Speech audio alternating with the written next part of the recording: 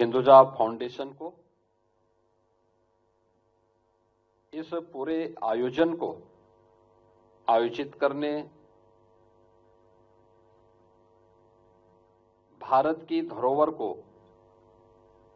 संरक्षित करने के अपने इस अभियान के प्रति योगदान देने के लिए हृदय से धन्यवाद देते हुए आप सभी का मैं उत्तर प्रदेश सरकार की ओर से हृदय से स्वागत करता हूं, अभिनंदन करता हूं।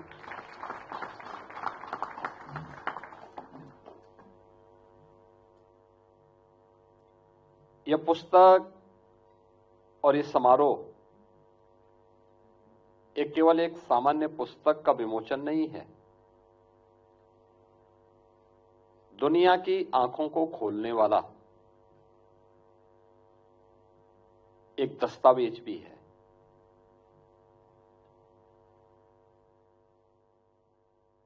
हम इस बात से पूरी मजबूती के साथ कह सकते हैं कि महाभारत जिस भारत के बारे में कहता है कि दुर्लभम भारतीय जन्म मानुषम तत्र दुर्लभम, यानी भारत में जन्म लेना दुर्लभ है और उसमें भी मनुष्य के रूप में जन्म लेना तो और भी दुर्लभ है। उसकी एक झलक हिंदुजा फाउंडेशन और प्रोफेसर देवेंद्र हांडा जी ने इस पुस्तक के माध्यम से आप सबके सामने प्रस्तुत किया है, और यहां पर जो ये प्रदर्शनी लगाई गई है ये उसकी एक झलक भी है। क्योंकि बहुत सारे लोगों को आपत्ति हो सकती होगी, क्योंकि इस आपत्ति के बहुत सारे कारण हैं। याद करिए, बहुत सारे पश्चिमी विद्वानों ने हमेशा इस बात को माना है और इस बात को बार बार कहते रहे हैं कि भारत एक इकाई नहीं थी। वे अपने आप के विद्वान कहते हैं, लेकिन उनके द्वारा लगातार इस साजिश और दुष्प्रचार किया जाता रहा। 1947 में देश उसका भुक्तभोगी बना था, जब भारत के दो अभिन्न हिस्से भारत से अलग कर दिए गए थे। वे भारत के अंदर जो ब्रिटिशर की साजिश थी कि भारत एक इकाई नहीं, वे अलग अलग भागों में उसको विभाजित करना चाहते थे। उनकी मंशा थी अपने आप को दिखाने के लिए कि हम ही शासन कर सकते हैं, इनको शासन करना नहीं आता, और वे भारत को उस दिश से कमजोर करने के लिए उन्होंने उस समय जो साजिशें रची, लेकिन इस भारत ने उस समय भी उसका जोरदार प्रतिकार किया। याद करिए ना, भारत कब एक नहीं था। जब भारतीय मनीषा इस बात का उद्घोष करती है, उत्तरम यत् समुद्रस्य हिमाद्रेस्यैव दक्षिणम वर्षम तद भारतम नाम भारती तत्र संतति। आप याद करिए ना,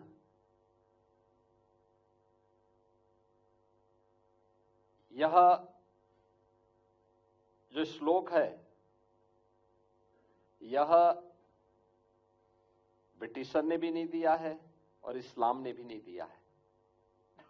भारत की हजारों वर्षों की इस विरासत का प्रतीक है, जो हिमालय से सुदूर दक्षिण तक समुद्र पर्यंत तक फैले हुए विस्तृत भूभाग को भारतवर्ष के रूप में जानता है। यह भारतवर्ष जिसमें वर्तमान का भारत भी है,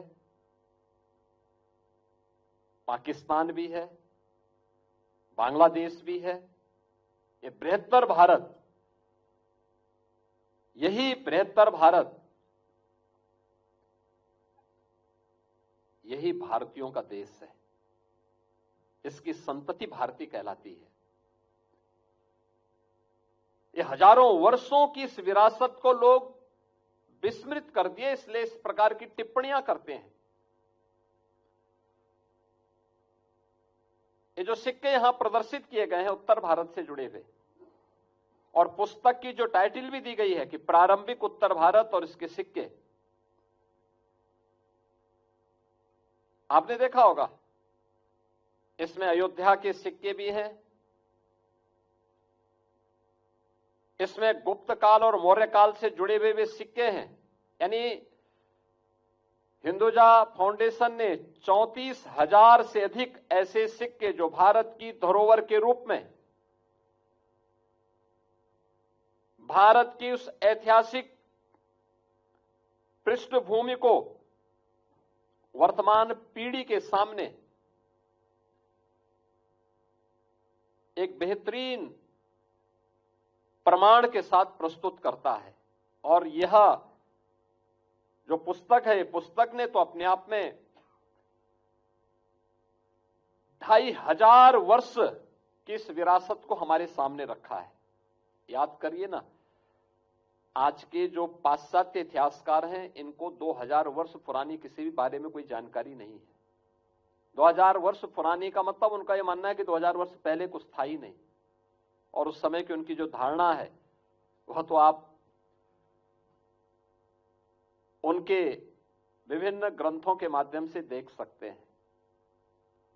लेकिन भारत ने कभी भी हमेशा से तथ्य और प्रमाण को सामने रख करके फिर उसको अपने सामने प्रस्तुत किया। काशी के सिक्के भी हैं, अयोध्या के भी सिक्के हैं, कौशाम्बी के हैं, पांचाल जनपद का भी है, मथुरा का भी है। यानी उन सभी क्षेत्रों से जुड़े हुए दुर्लभ सिक्के, और उसमें भी उनकी ये सिक्के कुछ तो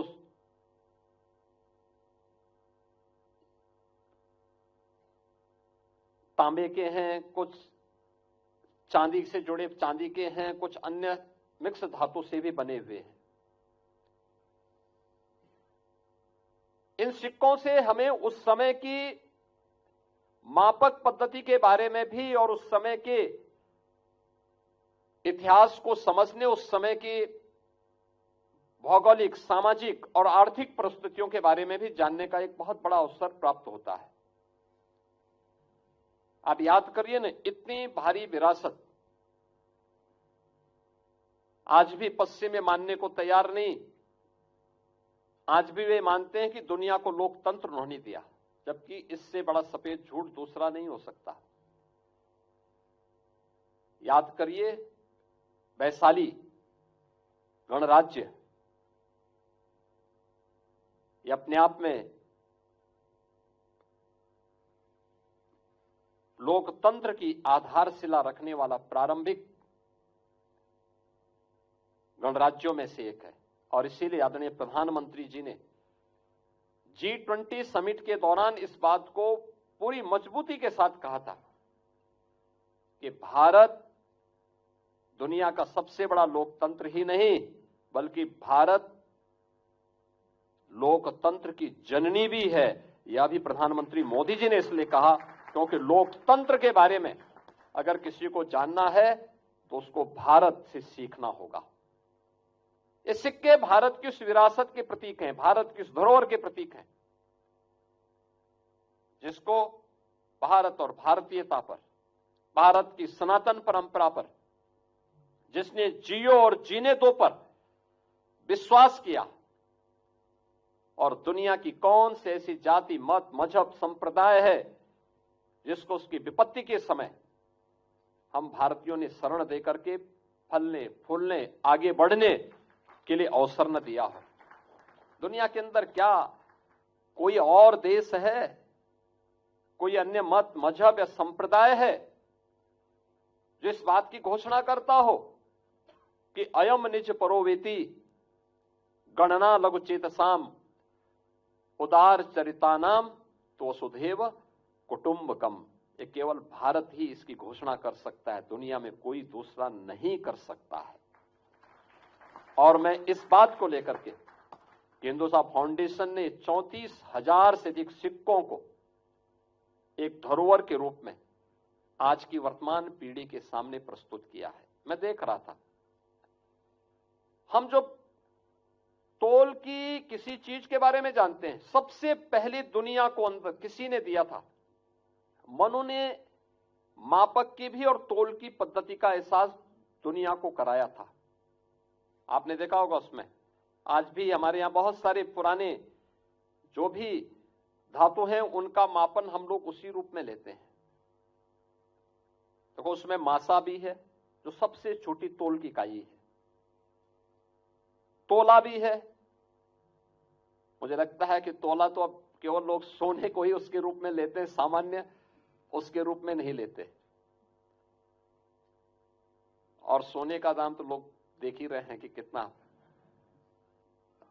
अब मैं उसको महंगा कहूं या सस्ता कहूं, लेकिन उसकी कीमत आसमान छू रही है।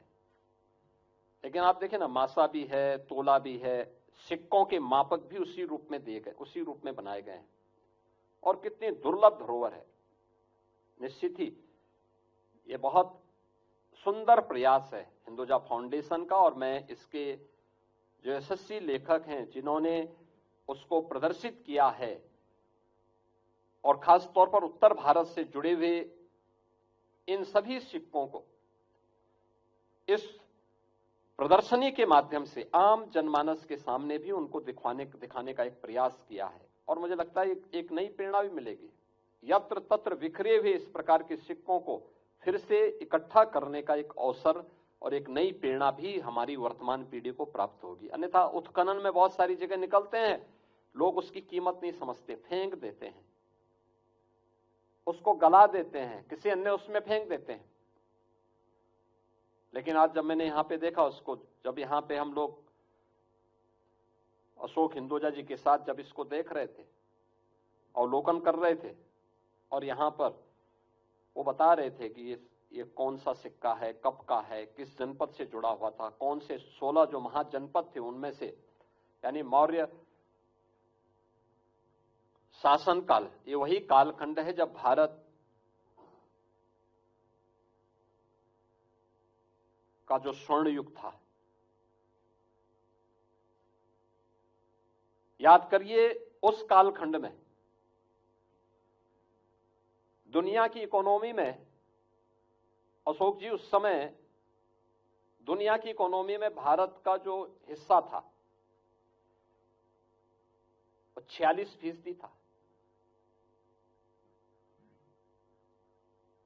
और ये आते आते 15वीं सदी तक भी दुनिया की अर्थव्यवस्था में भारत की हिस्सेदारी 24% तक थी। बीच के उसके बाद के कालखंड में भारत का इतना दोहन हुआ, भारत का इतना लूटा गया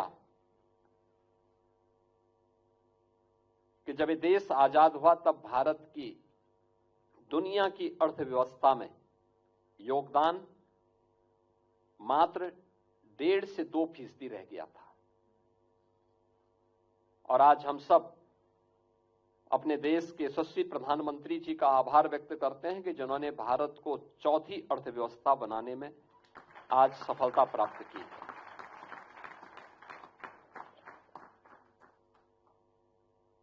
इकोनॉमी तब ग्रोथ करती है जब उस प्रकार का वातावरण हो, सुरक्षा का माहौल हो,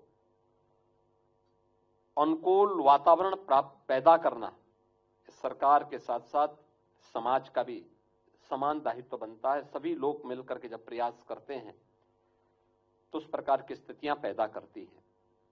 आज उस दिशा में हम आगे बढ़े हैं और इसीलिए अपनी उस धरोहर को सजोने के लिए, विरासत पर गौरव की अनुभूति हर भारतीय कर सके, इसके लिए प्रधानमंत्री जी ने देश के सामने विजन 2047 रखा है। विजन 2047 का उद्देश्य भी है पंच प्रण के साथ 11 संकल्पों के साथ हर भारतीय को जोड़ना, जिसमें से पहला ही जो प्रण है वह है विरासत पर गौरव की अनुभूति करना। 500 वर्षों के बाद अयोध्या में श्री राम जन्मभूमि पर प्रभु श्री राम का भव्य मंदिर का निर्माण, ये उसी विरासत का प्रतीक है। काशी में काशी विश्वनाथ मंदिर का पुनरुद्धार और एक विशाल धाम का निर्माण, ये प्रधानमंत्री जी के उसी विजन का परिणाम है। भारत की वैदिक कालीन, रामायण कालीन, महाभारत कालीन और ऐतिहासिक पृष्ठभूमि से जुड़ी हुई धरोहर को संरक्षित करना, उसका संवर्धन करना, उसको आगे बढ़ाने की प्रक्रिया उसी का हिस्सा है। और यही है जो एक भारत श्रेष्ठ भारत की उस परिकल्पना को साकार कर रहा है। उत्तर से दक्षिण तक, पूरब से पश्चिम तक पूरे भारत को एकता के सूत्र में बांध करके विश्व मानवता के लिए फिर से भारत के उस संदेश को पहुंचाना, यही भारत का उद्देश्य है। लेकिन इसके लिए हमें उस प्रकार के वातावरण के साथ अपने आप को जोड़ना पड़ेगा। और मुझे बहुत प्रसन्नता है कि आज उत्तर भारत के जो 9000 से अधिक सिक्कों का संग्रह हिंदुजा फाउंडेशन ने किया है, उसके लिए प्रारंभिक उत्तर भारत और उसके सिक्के, इससे संबंधित इस पुस्तक का विमोचन का कार्यक्रम यहां पर हुआ है।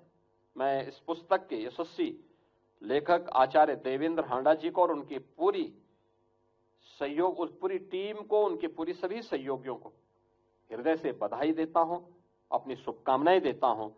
ईश्वर उनको स्वस्थ रखें, दीर्घायु करें और वह इसमें और भी अच्छे कार्यों को आगे बढ़ा सकेंगे।